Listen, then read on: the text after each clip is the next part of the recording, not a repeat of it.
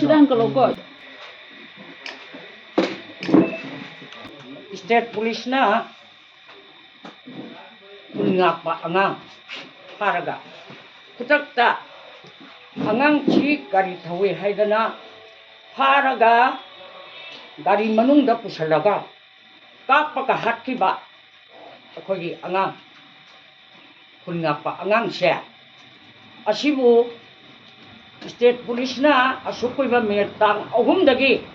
kuki ma hatkiba lekte yakna ba kuki hatkiba lekte kuki na state police khangde imalay bakta layba misam khangde hat na bato ko ta khungak pa isa singna ngasi lebak ka lagalai aduga kamando amana kamandar amana pharaga maral lejata ba isa khungak pa yamna nojari ba chahi tarani panda ngai ba anga gari manungda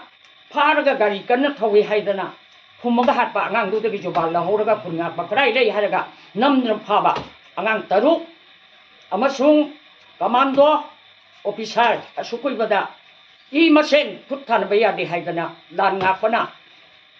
kamando da state police da puthan kada bapuna maksu kun ngapa angang na ngasi bau kalagalai aduna state government athu matamda angang pharaga gari kana thawi haidana gari manung di bullet gari gi manung da kapaga hatkiba kutakta haliba kamando dismiss tawdaba mapun chigi miya mamangda kutho aga kut I machengi madakta kut thabagi damakta asawbadan di pibada manipur miyam su yawgani state government kutakta titar gadi akoi khongjang kaya changsalakani maralai taba angang taru hauji paste de dai phan thana da lei bawsa kutak ta thaduk ta batar gadi pung kun mari manung da thaduk ta gadi akoi tomoi saroi state government da asukoi ba lan ngap jadana imalai baki wisam kaya state police mohoi asukoi ba sahi ani pharaba se jekna ba khukida nupi angang haraba angang nubi haraba pharaga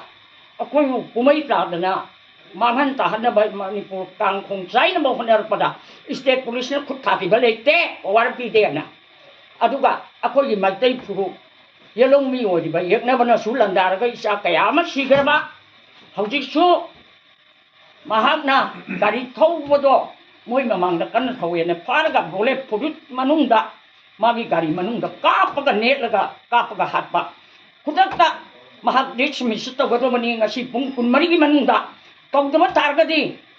ngasi kokomina asangba khongjang kaya changsalaga leibak se kana bagi isa isu lan ngakui na ba punamak akoi kul sangba kun ngakba imalai ba puti idai ba kanui haidana akoi gi damakta tawri bai sa sing asi kutakta khapa punba nataga mahan tahan ba tawrakpa pulis sabusu wang pahangu kanagi kujin tharang na hal haidana kamando officer kutakta phau natraga koi miyam da putho natraga di akoi khongjang kaya changsalakani angang daruk pharaga hajik tami bache kun ngakpa angang daruk se kutak thadok ta bataraba adu da natana kun ngakpa angang matang pharak patarga di akoi nupi miyam thang pairaga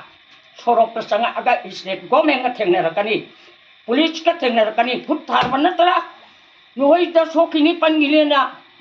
kun ngakpa angang singna kan bidana lakmani sahi ani para abase yekna bagi kuttagi kun ngakpa angang siragal bode idai mak singaloy na ngakna lakpa state police na tungda thamaga kun ngakpa angang na kalaga lakpa se